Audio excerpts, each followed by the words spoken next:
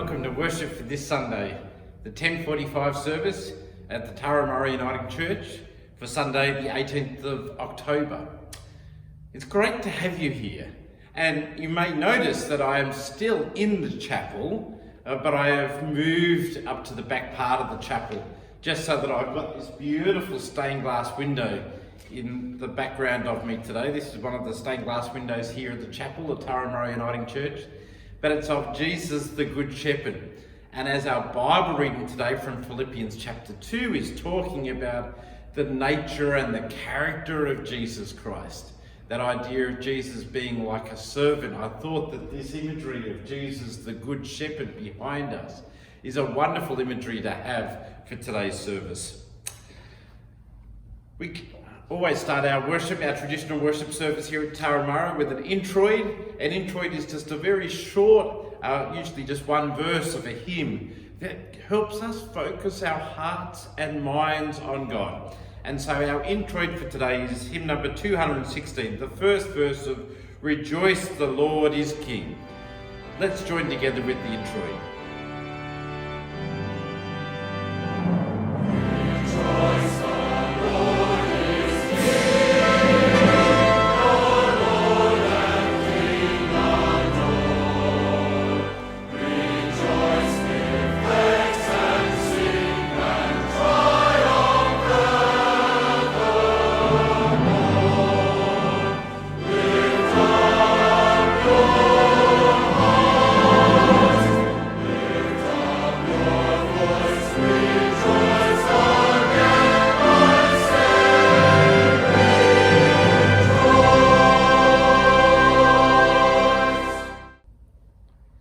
Let's continue in prayer. Let's pray. Loving Shepherd, you know our names. You care for us. When we face darkness and death, walk beside us. When we hunger for your love, fill us with your presence. When we are fearful, feed us at your table. May we dwell in the house of goodness and mercy all the days of our life. Lord, like a shepherd, you never stop searching for your people. Your care for us anticipates our needs. Before we recognized we needed your grace, in love Jesus gave his life for our forgiveness. So this morning we want to confess that we need your forgiveness. We confess our sins. You are the shepherd and we are your flock. But we admit the times that we have tried to take your place and take control ourselves. We admit that we have not always trusted your good news to be good for us. At times we have pleaded with you to care for us, but we have held back from caring for others and ignored the needs of others. So Lord, have mercy on us. Forgive us in the name of Jesus. Loving Shepherd, teach us by the Holy Spirit to follow you in the days and places of the weeks ahead. Through Jesus Christ we pray. Amen. I loved how that prayer had many references to Jesus the Good Shepherd. Let's continue in worship by singing our first hymn, a wonderful hymn of praise. Oh, worship the Lord, all glorious above. Let's sing that hymn together.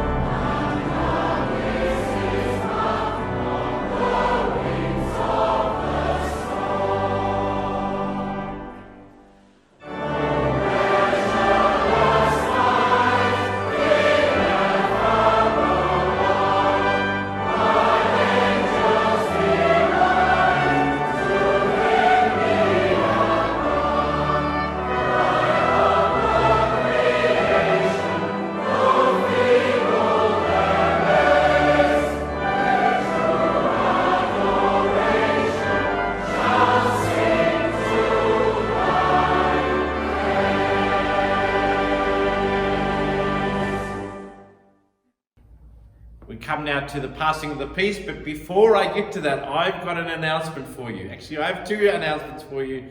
I will try and be quicker than I was last week. Firstly, today is our Church Council Election Sunday, which means that anybody who feels a connection to the church, whether you're connecting in through worship or through other groups that we are running, and you feel like that, yes, this is my church, then you are eligible to vote in the Church Council elections. We have 5 people who have put their names forward, and this is an affirmation election, so you prayerfully decide whether you feel that God is calling these people into this key leadership position, and if you feel that that is the case, you just mark a yes next to their name. If you want to know more about these people, there is some bios that are available, biographies for you to read, but today is the day for Church Council elections. So for those people who are receiving DVDs, hopefully you would have received one already and you can just fill that in and send that back to us.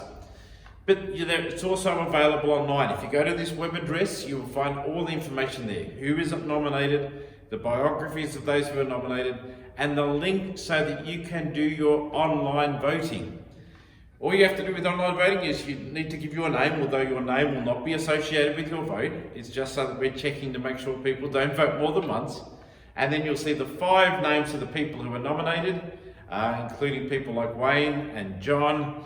And you can just tick their names, yes, if you feel that that God is leading them towards being a key leadership position in the Church Council. The other piece of news that I have is very exciting. I mentioned last week that I was bringing a proposal to Church Council about the reopening of the 10:45 service. And we've had a good discussion, but we've had to make a compromise on that. As I said to you last week, some people are very keen to restart the 10:45 service, and there is also a good number of people who are saying we are very comfortable with the current pre-recorded format on DVD and YouTube. And so we've come up with a compromise situation, and I'm excited to tell you that on the first Sunday of November and December, we are going to have an in-person worship service for the 10:45. But we will still be doing our pre-recorded service every Sunday, including the first Sunday between now and Christmas. And so, on the first Sunday of the month, which I believe will be the 1st of November and the 6th of December, which is Communion Sunday, not only will we be producing, the DVD and the YouTube pre-recorded version for that Sunday and be distributing that, but if you'd like to actually on those 2 Sundays, the 1st of November, the 6th of December, at 10:45, come here to the chapel for worship, we will be doing that as well. Whilst understanding there are some restrictions, we're not allowed to sing out loud here in the chapel, and it's highly recommended that everybody wears a mask during worship, and so we'll be encouraging that. But I will be able to preach, and we will have the organ playing, and we'll be able to see each other at least. And so we're doing that on those 2 Sundays. We'll make sure that you have all the information, and if you are looking for transport, I'm going to ask Wayne to contact the people who would normally have transport to see whether you would like to come along on each of those 2 Sundays, the first Sunday in November and the first Sunday in December. That's all the announcements for the moment. So let's move on with our next part of our worship, which is our passing of the peace. As we do this, we remember that our church families and the people that we worship with wherever we are connecting in from. And so I offer you the peace of the Lord be with you, and also with you. Let's just take a moment to remember those people that we worship with and to share the peace with them.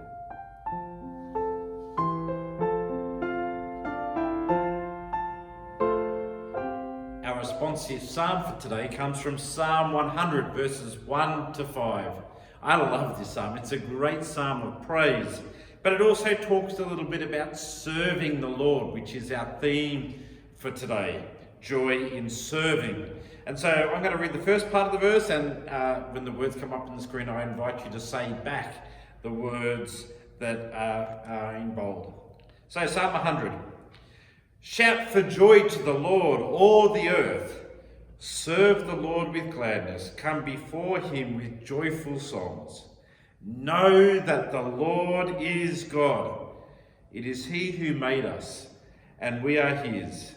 We are his people, the sheep of his pasture. Enter into his gates with thanksgiving and his courts with praise. Give thanks to him and praise his name. For the Lord is good, and his love endures forever. His faithfulness continues through all generations.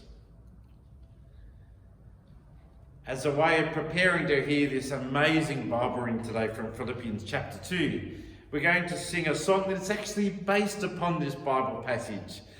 Hymn number 231, At the Name of Jesus. So let's sing this song and prepare ourselves or open ourselves up for what God might say through his word today. At the name of Jesus.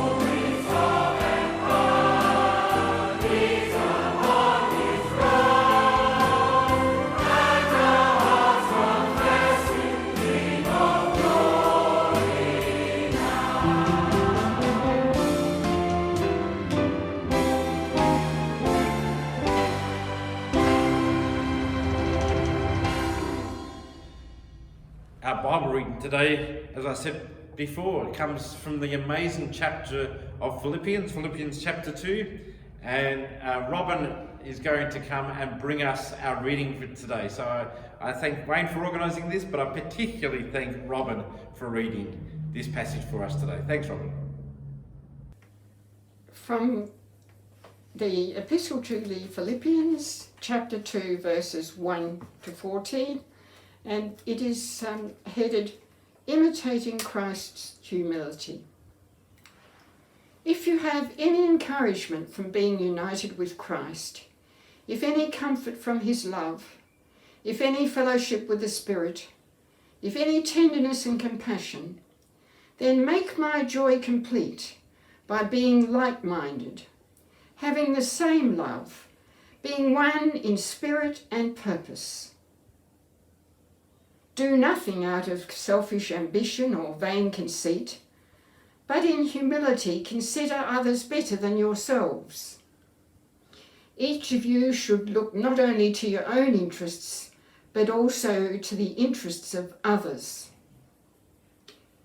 Your attitude should be the same as that of Christ Jesus, who, being in the very nature of God, did not consider equality with God something to be grasped, but he made himself nothing, taking the very nature of a servant, being made in human likeness, and found in appearance as a man. He humbled himself and became obedient to death, even death on a cross.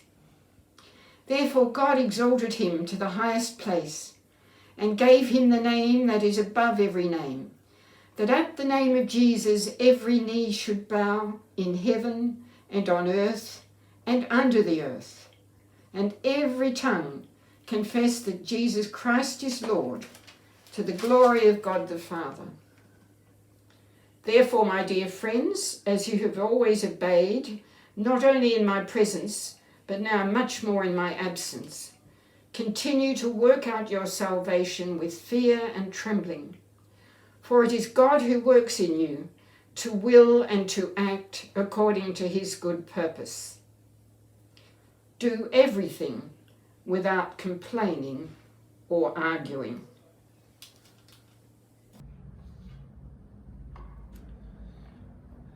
Thanks, Robin. I really do love that passage from the Bible. Well, last week we started this series on Philippians, in which we're particularly looking at this issue of joy. We looked at Philippians chapter 1 and how Paul was encouraging us to still find joy in our sufferings. And we had to admit last week that that is hard sometimes. Like, I know that when I'm suffering, I don't necessarily feel joyful. I just feel like complaining. But we need to remember, as Paul talked about last week, that joy is not like excessive happiness.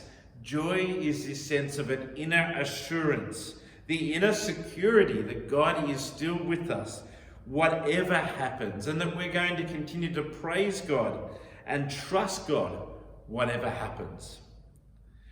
Today, as we move into Philippians chapter 2, broadly speaking, the theme we're looking at today is this idea of joy in serving. Joy in serving. I remember one time I was leading a kids' talk in church, and I was trying to get the kids to understand that it's good to help other people. That there is joy in serving, so to speak. And the way I did it, I gave everybody a chocolate bar, and the kids were excited, of course, because they got chocolate.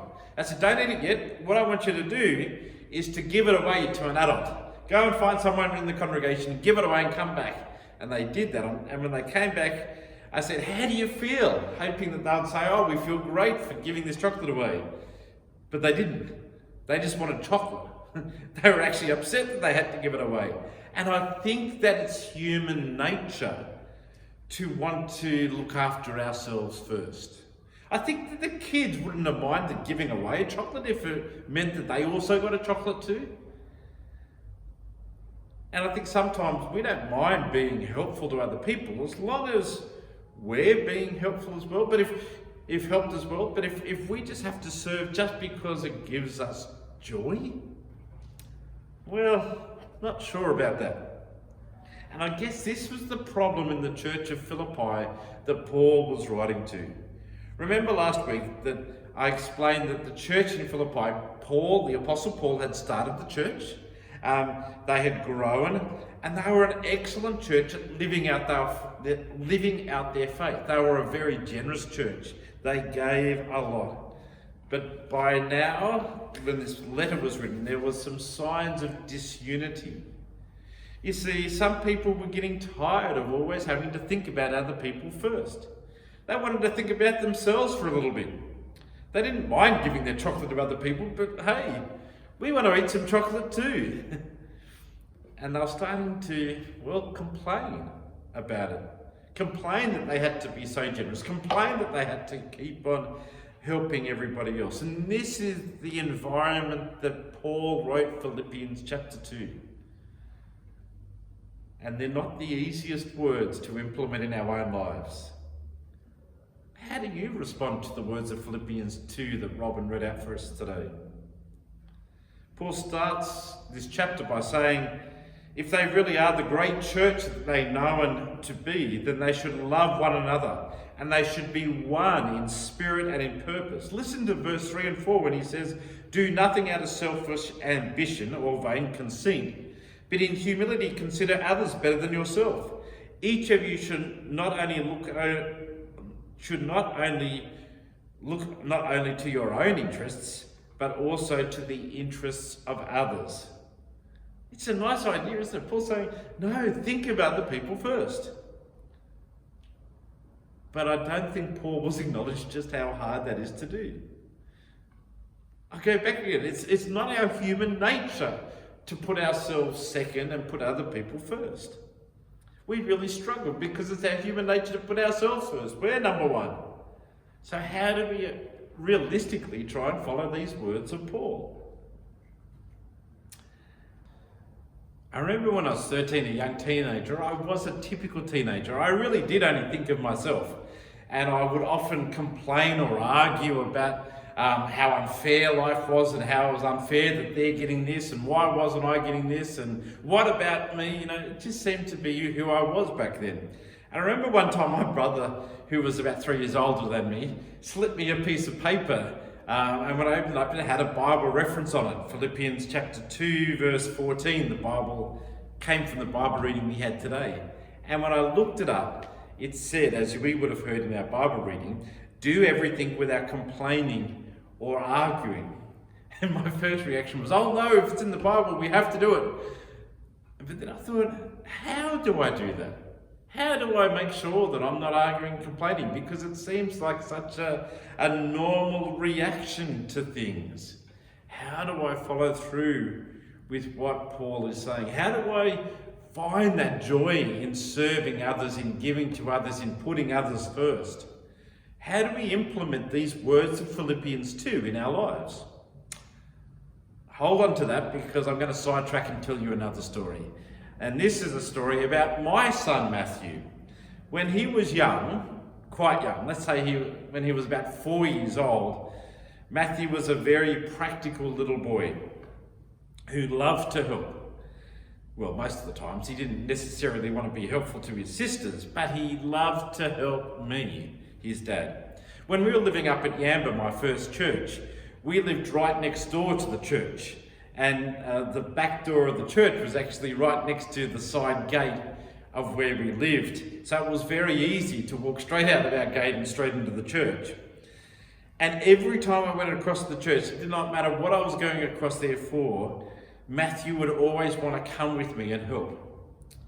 We used to joke that Matthew was a bit like Jesus in Luke chapter 2:49. If you wanted to know where Matthew was, why don't you look in the Father's house? So growing up, that was just who Matthew was. He loved to help his dad. Matthew didn't change much growing up. In my next church at North Rocks, when Matt was in primary school, we didn't live next door to the church then, but I'd go down there early on a Sunday morning and start setting up and getting things ready. And every week Matthew would come down and help me. Why? I don't think it's because Matthew learned the joy of serving.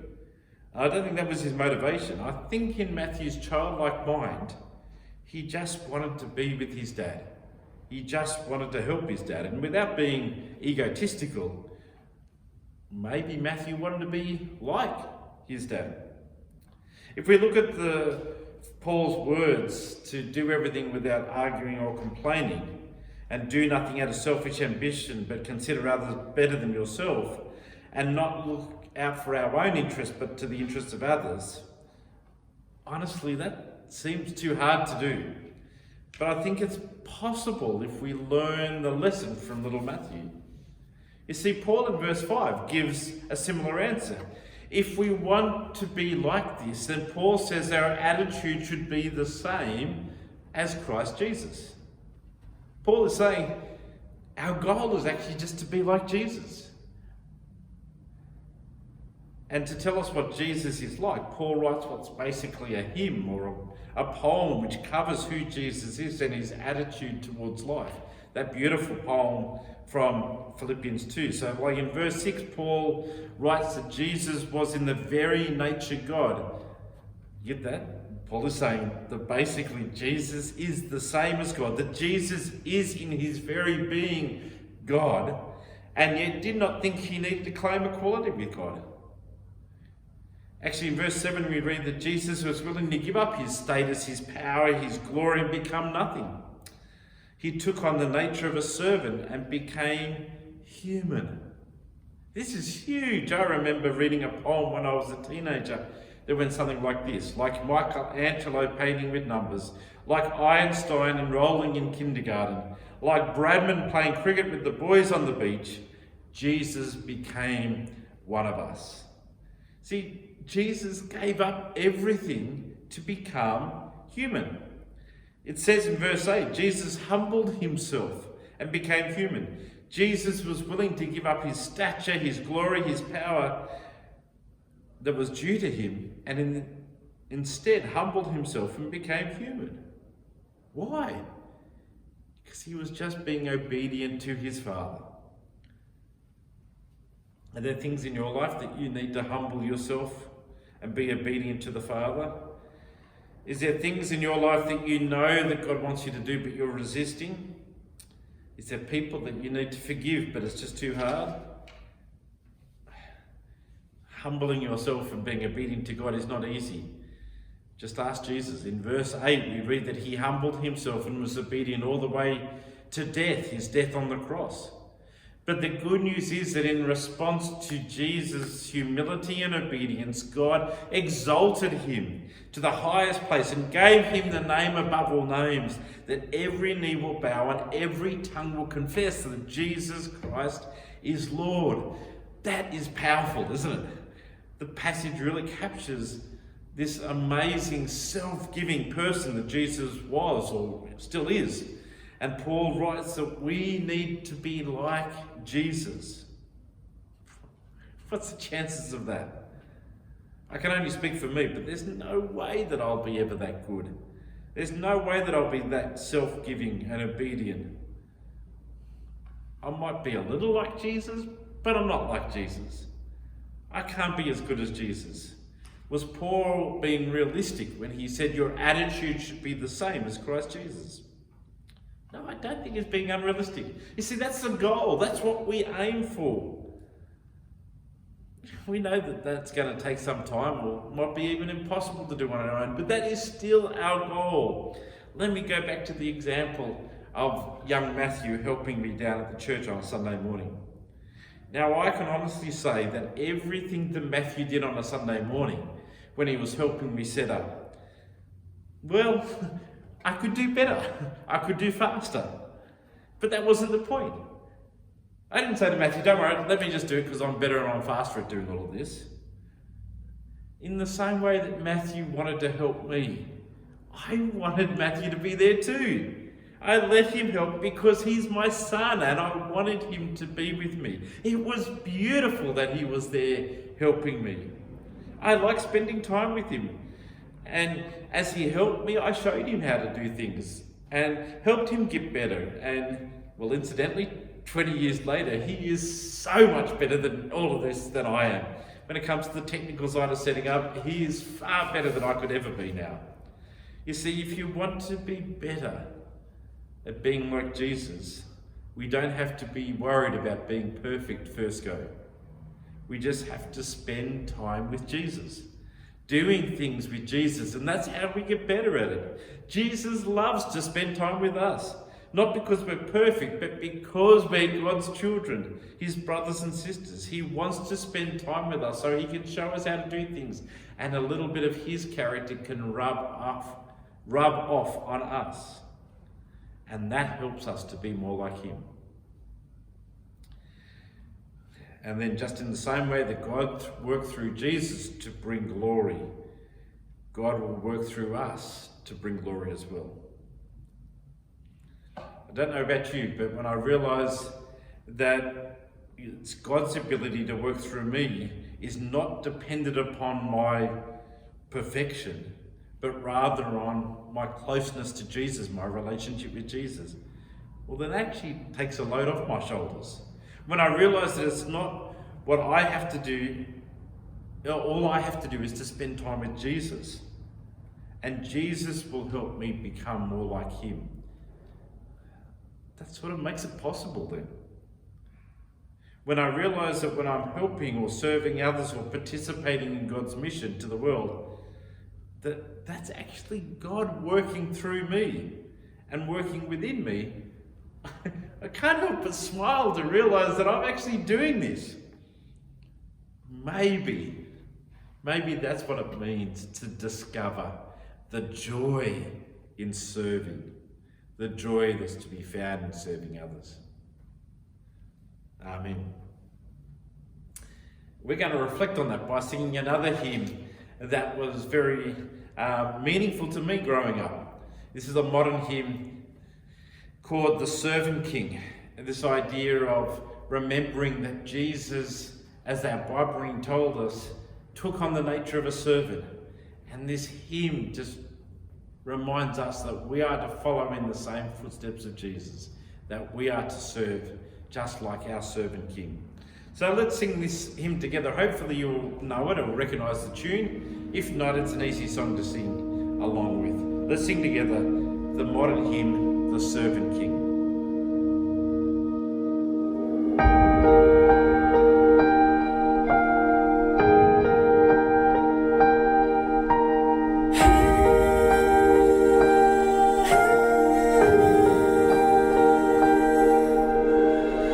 From heaven you came, helpless babe, entered our world, your glory veiled, not to be served, but to serve,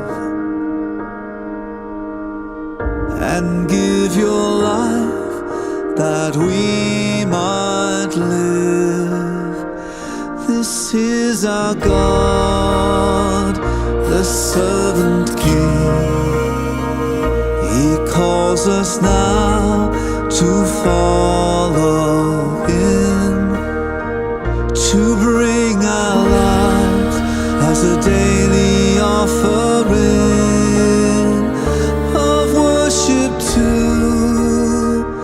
the servant King.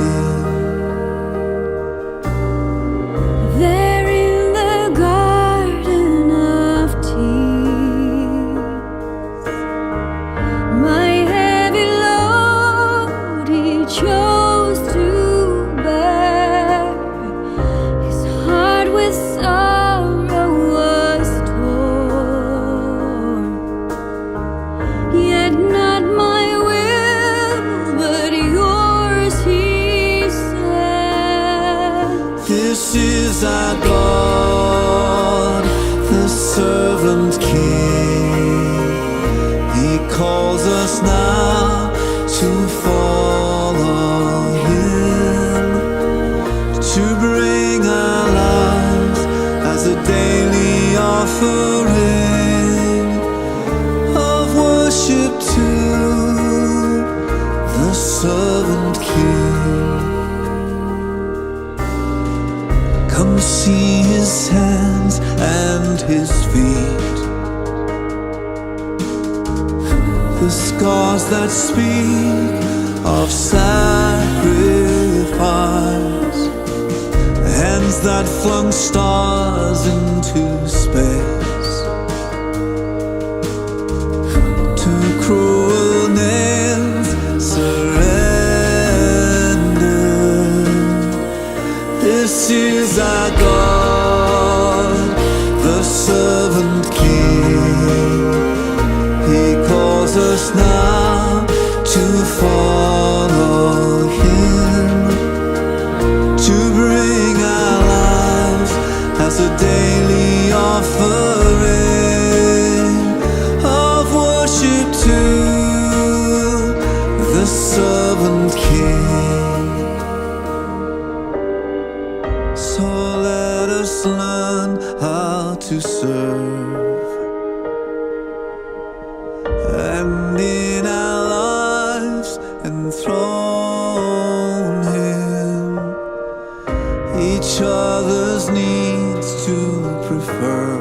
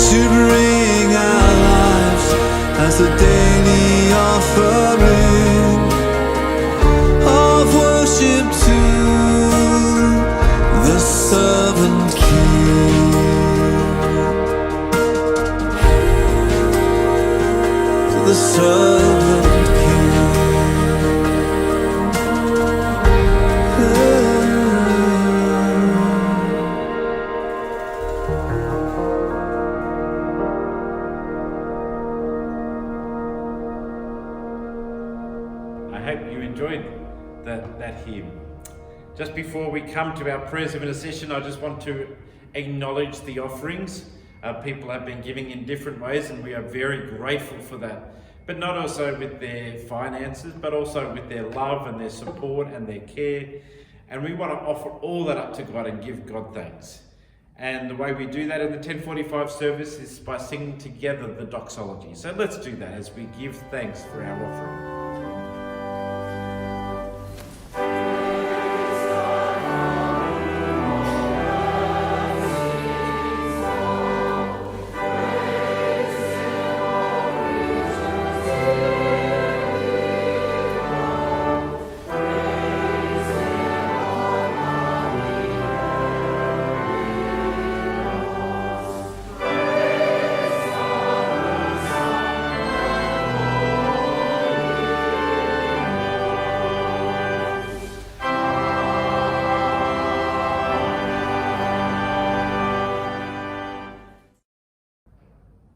We come to our prayers of intercession, and in this prayers of intercession there's a response.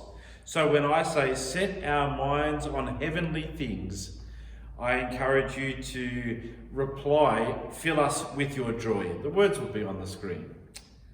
So set our minds on heavenly things, fill us with your joy. Let's come before God with our prayers of intercession. Holy Spirit, help your fractured church to be one heart and soul, that our proclamation will resonate with great power and great grace may be on all. Set our minds on heavenly things. Fill us with your joy. Lord Jesus, you prayed to our Father that we would be one church. Help us to receive you like Aaron, rejoicing with precious oil on his head. Help us to receive you like the morning dew on the mountains and valleys and prairies. Help us to rely on your precious promises of life forevermore. Set our minds on heavenly things. Fill us with your joy. Word of life, eternal life, make our joy complete with the God of light, in whom there is no darkness at all. Set our minds on heavenly things. Fill us with your joy. Heavenly Father, forgiver of every sin. Help us to look to Jesus Christ, your beloved Son, as advocate and redeemer, not only for ourselves, but for your whole world. Set our minds on heavenly things. Fill us with your joy. We bring before you the people that we know with special needs. The people we know with burdens that are too heavy to bear alone. The people who are sick or in hospital or recovering. We lift them up to you now and mention their names in our minds and our hearts. Set our minds on heavenly things. Fill us with your joy. Help us to listen closely to your word, even as you listen closely to these our prayers. Amen. We come to our final hymn, and as we've been talking about going out and serving others, being there for others, I really thought this hymn was just a beautiful way of finishing. Sent forth by God's blessing. A real encouragement that we are part of what God is doing. And I found a beautiful version of this hymn on YouTube. I hope you not only enjoy this beautiful version, but that it will encourage you as we head out into this week. Let's sing together hymn number 531, Sent Forth by God's Blessing.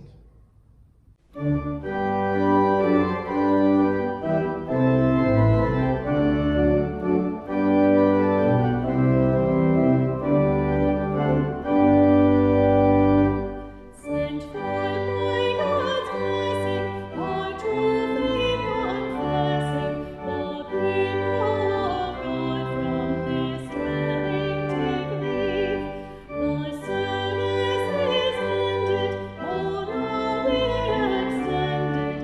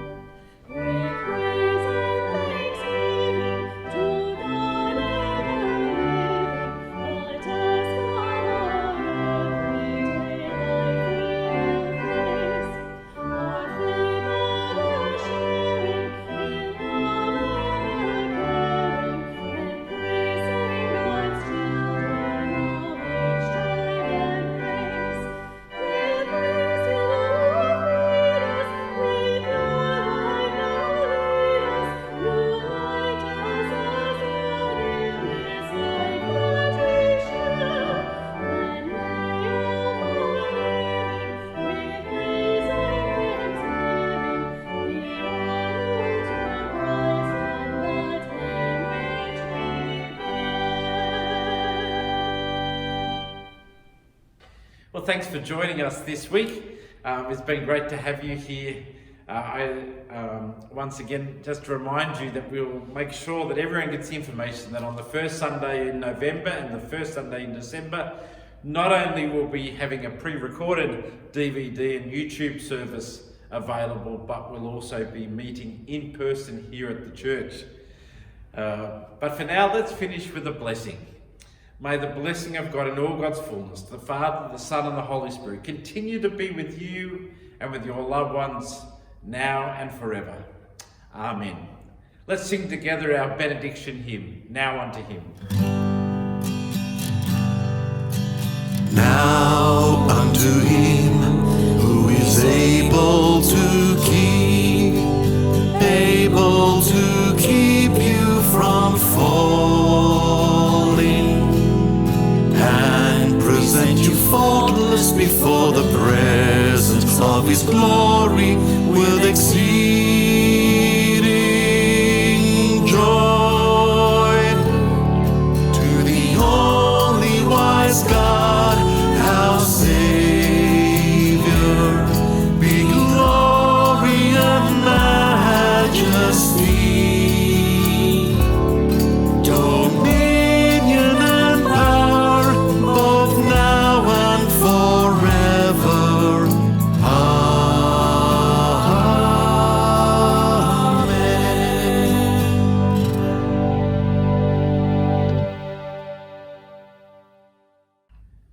Once again, thanks for joining with us. I really have enjoyed the different people who have contacted me and given me phone calls to say hello. And if you would like to do that, my email and my phone number is here on the screen. You can give me a call anytime. And I'd just love to hear from you. We've got one more week left of Philippians when we delve into Philippians chapter 4. I look forward to sharing that with you next week. But until then, I'll say goodbye.